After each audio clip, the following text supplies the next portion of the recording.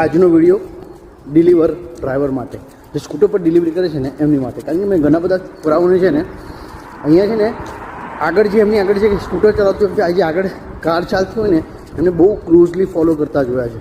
તો મારે એમને એવું કહેવું છે, તમે જે કારને અડાઈને ટચોટચ જે રીતે સ્કૂટર ચલાવો છો ને, તો એમાં છે ને મને લાગે છે તમારી બિલકુલ સેફટી નથી. અને જો તમે કદાચ થિયરીમાં વાંચ્યું બી હશે કે તમારે તમારા યુકેમાં કોઈ બી જગ્યાએ કાર ચલાવો કે પછી સ્કૂટર ચલાવો, તમારે છે ને 2 સેકન્ડનું ગેપ રાખવાની હોય છે તમારા ફ્રન્ટ વ્હીકલથી.